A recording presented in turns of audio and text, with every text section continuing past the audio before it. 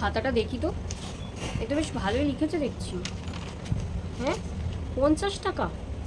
দেখি তো কী লিখেছে। স্যার বা ম্যাম যেই দেখছেন খাতাটা, 50 টাকাটা নিয়ে আমাকে পাস করিয়ে দেবেন প্লিজ। স্যার ম্যামদের কি লোভী মনে করে? 50 টাকার কী হয়? হ্যাঁ, 50 টাকার কী হয়? একে তো আমি আজকে ফেল করেই দেবো। 50 টাকা তো জলও গরম হয় না। নে, ফেল করিয়ে দিলাম। ঘুষ দিচ্ছে স্যার ম্যামদের। দেখি এই খাতাটা। স্যার বা ম্যাম যেই দেখছেন খাতাটা, আমাকে পাস করিয়ে দেবেন, না হলে কিন্তু আপনার চাকরিটা আমি কেড়ে নেব। এত বড় সাহস, চাকরি কেড়ে নেবে আমার? একে তুমি ফেল করিয়েই ছাড়বো।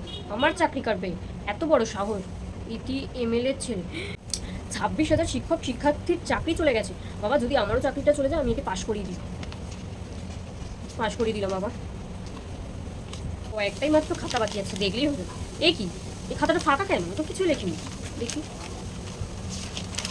স্যার বা ম্যাম যেই দেখছেন খাতাটা, প্লিজ আমাকে পাস করিয়ে দেবেন। আমার মা বাবা অনেক কষ্টে আমাকে পড়াচ্ছে। আমি যদি পাস না করতে পারি, আমাকে বাড়ি থেকে বার করে দেবে। আজও তো ছেলেপুলেদের না কি বলবো, কাজবাজ নেই, খাতায় পড়াশোনা করবে না, আর শুধু উল্টো পাল্টা লিখবে খাতায়। তো পড়াশোনা করলে তো আর এই দশটা দেখতে হতো না। একে আমি ফেল করিয়েই ছাড়বো। এত বদমাস ছেলেগুলো, কী বলবো ছেলেগুলোগুলো। দেখি একে পাস করেছে, সব নাম্বারগুলো লিখে রাখি, পাঠাতে তো হবে আমার। সব লিখে রাখি। এখনকার পড়াশোনা যা আর বলার বাইরে, কি বলবো।